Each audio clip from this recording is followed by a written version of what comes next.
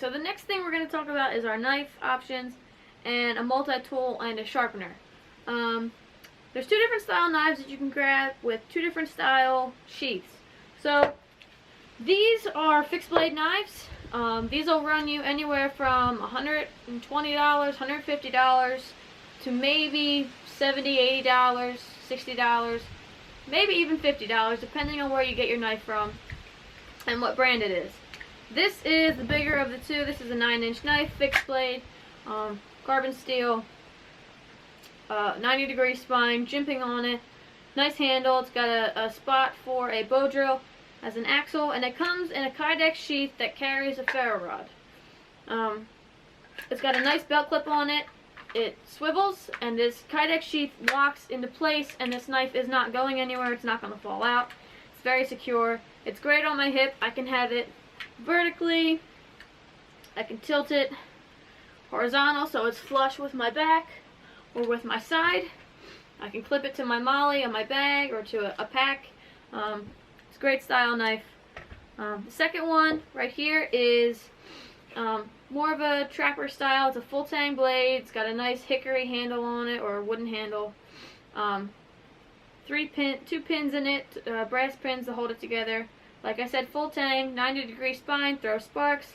This one has a leather sheath. Doesn't have a belt clip on it because this was homemade. I believe he's getting a better sheath for it, but leather sheath, has a ferro rod holder on it. You got to keep both of these things oiled so the leather doesn't get ruined. For the most part, it's weatherproof. Cordage sheath also weatherproof, rainproof. It's not going to rust. It's not going to get moldy. And the second style knife is a rat tail style knife, or just not a full tang knife, essentially a rat tail style knife. It thins out in the end, opposed to these ones that stay full tang all the way through. This is a more this will run you $13. That's what I paid for this one. Comes with a Cordage sheath. It's not the strongest. It is very loose. This will fall out.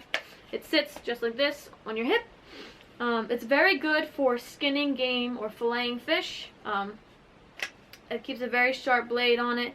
It's good for bushcraft, cutting notches, feather sticks. It's great for that. Mora did come out with a full tang knife. I believe that's a $60 or $50 knife. But this would just be a backup.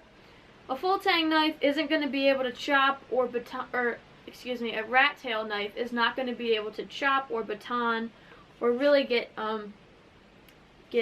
beaten down. So like you would use for batoning, you would hit it on top. It could break, they could snap.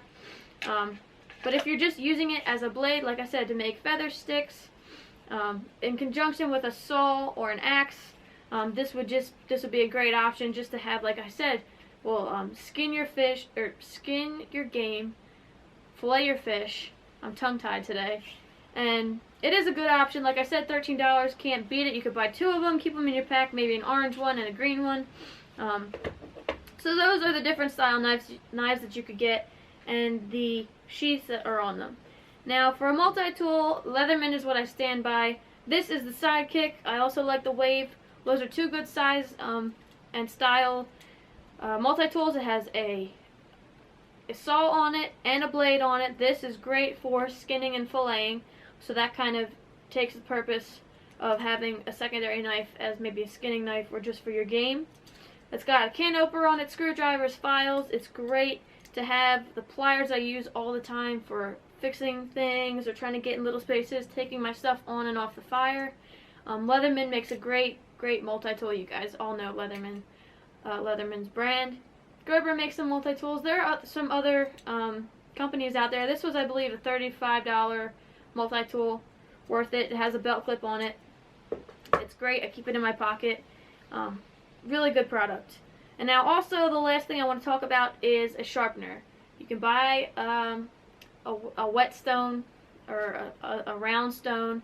You can buy a diamond sharpener, diamond rod. This is just 2-in-1. I can sharpen my fish hooks on here, and I can use it to sharpen my knife and my axe, or my machete, even my saw blades. Since it's thinned out, I can use it to keep my blades sharp, and you really need something for that. So whether it's a 3-in-1 tool or a kit, you need something to keep those blades sharp. Lastly, let's talk about gloves. Leather gloves, either insulated or non-insulated leather gloves. You need to have some sort of glove for working with wood and your tools and your blades to keep your hands warm. Mechanics makes good gloves. These are just the black ones. They're very thin. Great for the summertime.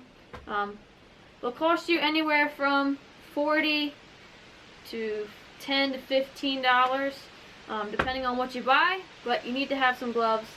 Now, cordage. There's two different types of cordage that I will tell you that you need to carry or that you should carry. Two different options that I would stand by. Bank line, good tar bank line. I bought this on Dave Canterbury's website. I think it's number 18. A spool bank line is fantastic to have. It's so durable, has good strength on it, and it's just a great to have. Like I said, it comes in a whole spool like this, and I forget exactly how much is on here.